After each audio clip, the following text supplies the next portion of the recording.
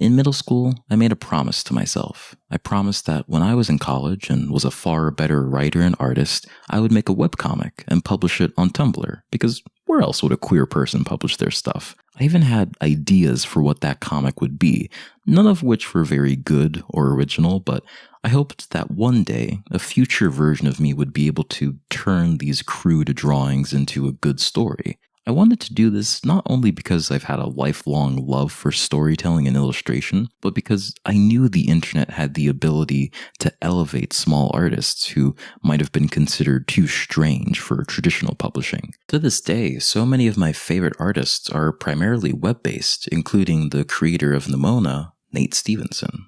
Nimona, the webcomic, was originally published from late 2011 to mid-2014 on Tumblr, while Nate was, indeed, in college. It was a project made out of a desire to improve as an artist and a storyteller, but also as a way to express these difficult emotions he was experiencing at the time. When Nimona started, it really just started out as an exercise. I wanted to see if I could do it. And Nimona herself she was almost this alter ego for me. So that was what led to the creation of this character who, in so many ways, kind of embodied those messy emotions, that kind of anger, that fear, the striving to be your own person, even when other people are trying to impose something on you. I was able to sort of like take the feelings that I was having, all of these conflicting feelings, and put them into a form that made sense. And that was the start of it. In 2015, the comic was put in print by HarperCollins, and that would be the year I discovered the book in the shelves of my middle school library. I was an angry, pubescent, and very closeted kid who very much needed a book like Nimona. Even though I didn't fully understand its narrative or queer undertones, I deeply connected with the emotions expressed in the book. There was a sense of rage, pain, and self-loathing that I particularly resonated with. Yet the book also had a dark sense of whimsy and humor to it, which was aided by Stevenson's simple art style and crude lettering that lended the book a down-to-earth, almost intimate feel. This wasn't some super polished, high-class work of art. It was a single person's profoundly honest artistic expression. Even if I didn't know it at the time, I could tell that the book was a homegrown effort and a deeply personal work. It's this fact that made the announcement of the Nimona film simultaneously exciting and worrying for me. On one hand, it vindicated my love of this comic. I knew Nimona was amazing, and now the whole world would finally get to see just how true that is. I had my reservations, of course, as any fan would when they see a book they love get adapted into a different medium, but here's the kicker. It was good. The animation was great, the script was tight, and the actors absolutely brought these characters to life. Chloe Grace Moretz does an especially good job oscillating between Nimona's chaotic moments and her really tender, vulnerable moments. Whoa, yeah! Sick arm! Did it bleed a lot? What? Did they let you keep the old one? No. Does it hurt at all? It does. But I've been through worse. What does it feel like? Pretty stabby. In my leg region. Oh, no. It's not perfect by any means, but neither was the book. It's about as good of an adaptation as I could have hoped for. Yet, on the other hand, the mere existence of the movie felt like a violation of privacy. I know that sounds ridiculous to say about a comic book that is widely available to the public, but there's an inherent intimacy to books that just isn't present in films. Writing is as close as we can feasibly get to achieving psychic communication. Books, by their very nature, require fewer hands to be created. More importantly, Nimona was a relatively obscure book. Sure, it had an audience, but compared to what it would become and compared to Nate's highly publicized work on She-Ra, Nimona was pretty underground because it's, to some extent, a little unpalatable, which I say as a massive Nimona fan. As Nate himself put it, I really didn't know if anyone else would even like it, you know? It was such a Seems so personal. It was. the film brought a level of scrutiny to the book that just wasn't there before, and something about the film's newfound visibility made me feel uneasy. So uneasy that I found it hard to actually sit down and watch the movie.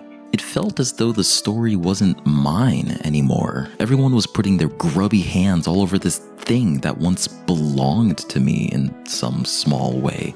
And I couldn't help but feel sad about that, even though I'd always wanted this story I loved to connect to more people. Suffice to say, I had complicated feelings on the film's success, which was true for Nate as well.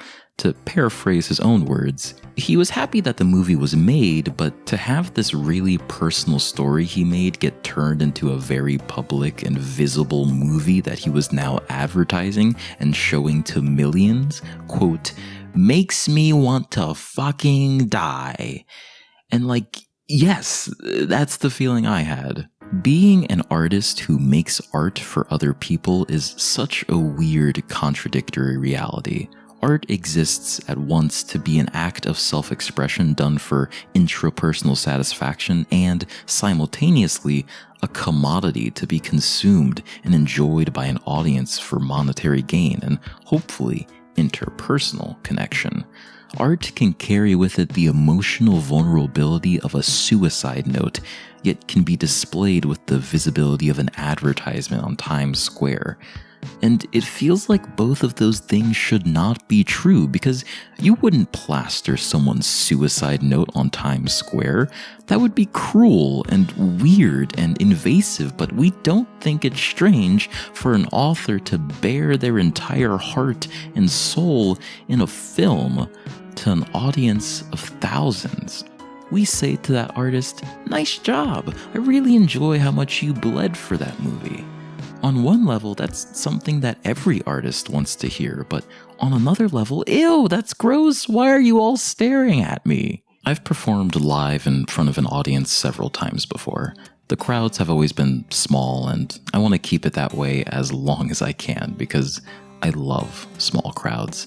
They're intimate. I can see the faces of everyone watching me, and because of that intimacy, they're more challenging, but also more rewarding. I still remember all the times people have come up to me after I've performed to tell me how much they enjoyed my song and my words and my gay theatrical stage presence. And I'm always so touched and unable to even express my gratitude beyond an earnest smile and profuse thank you.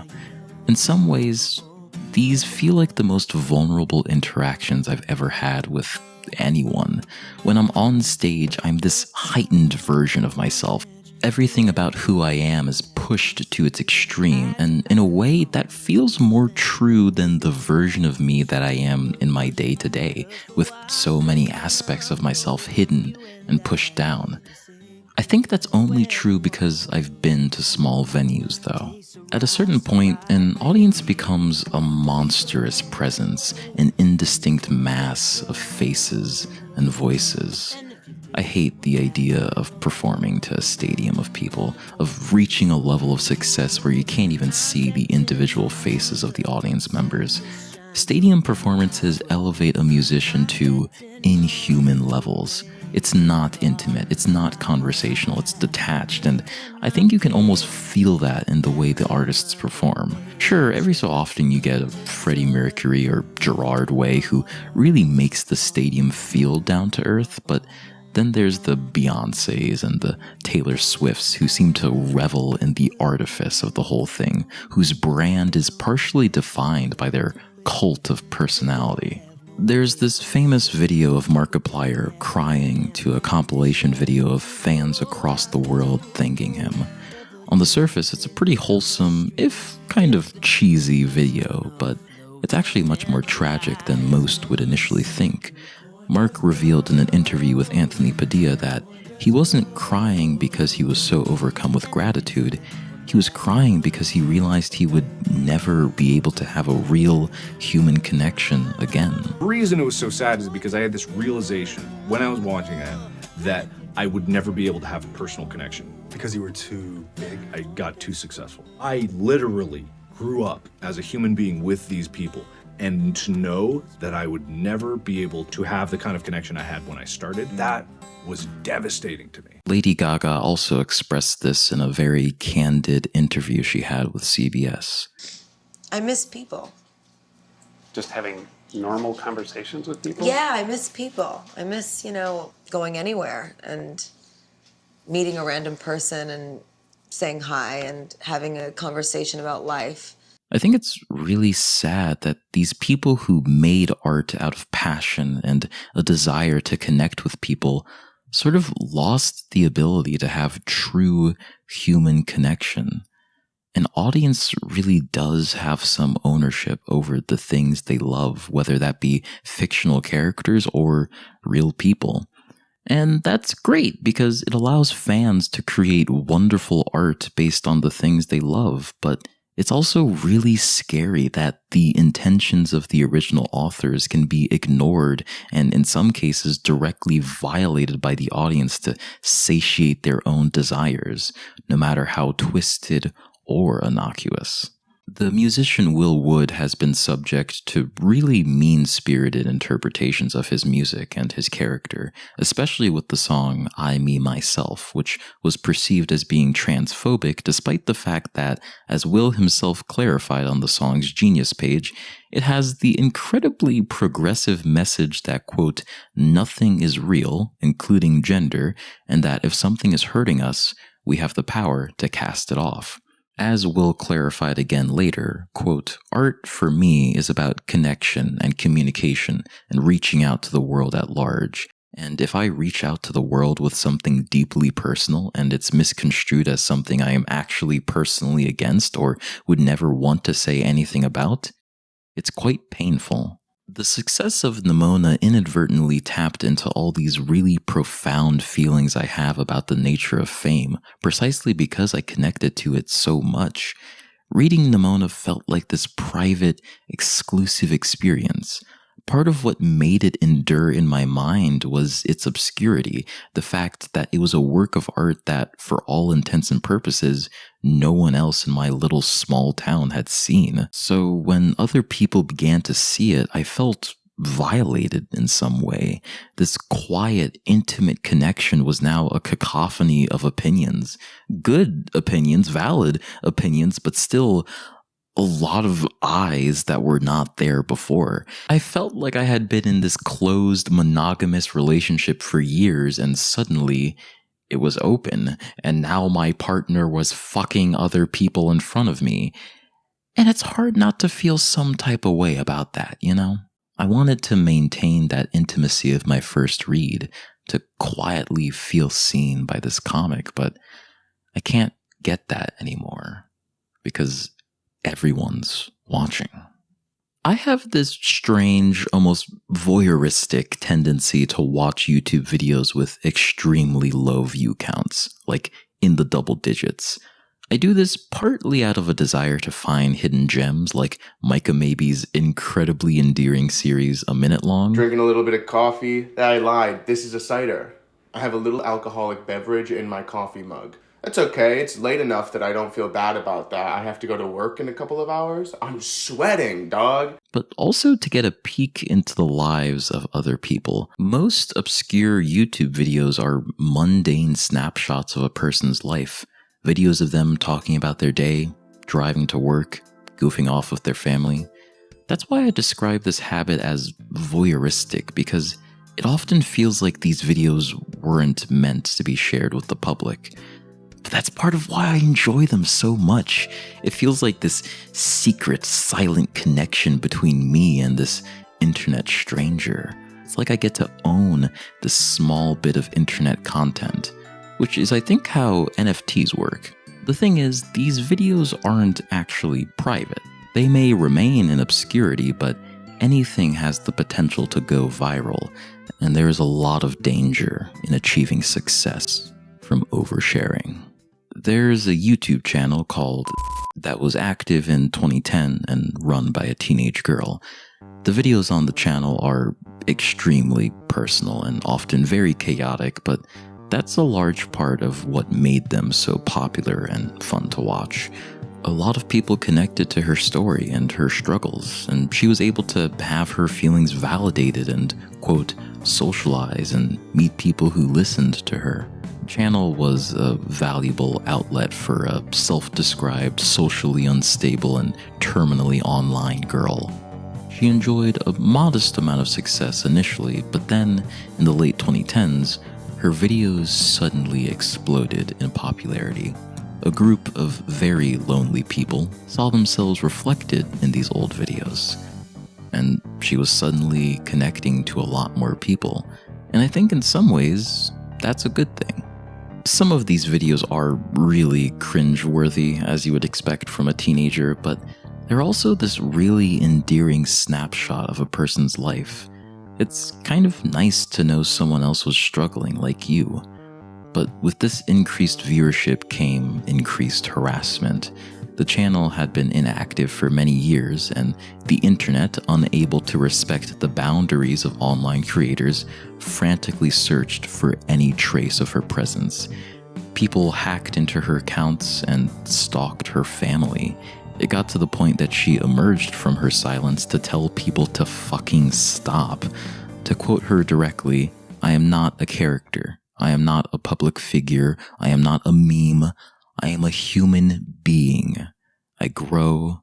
I change. I move on with life."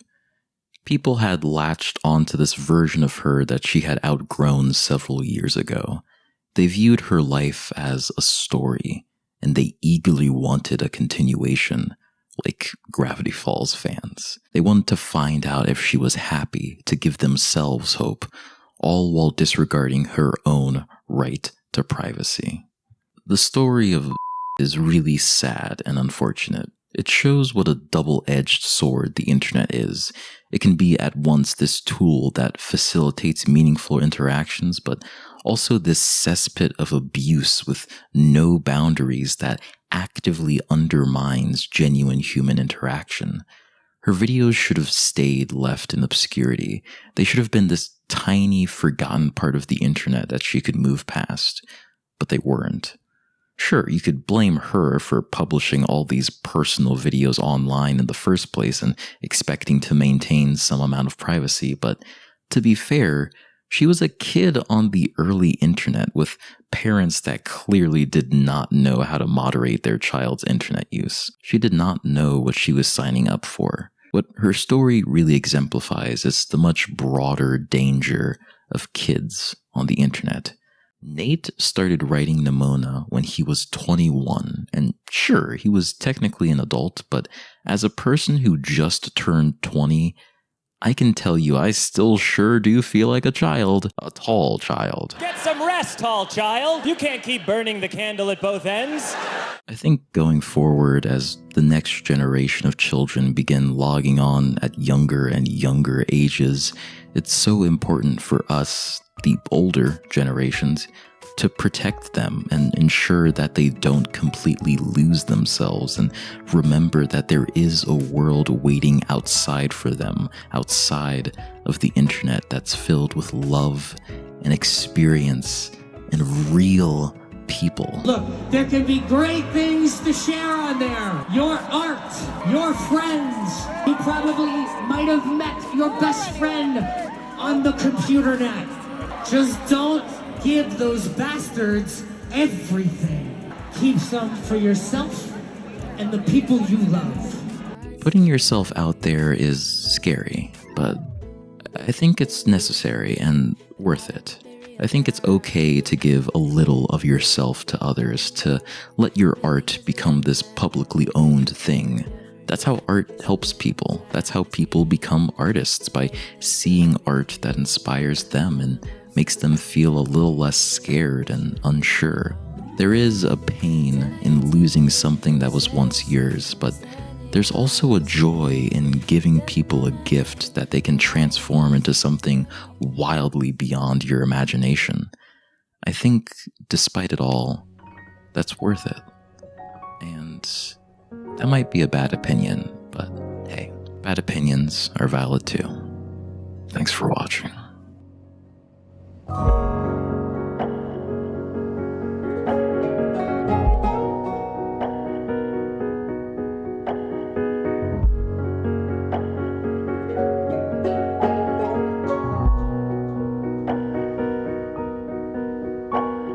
I'll be back in a month with a new bucket of trash. Later!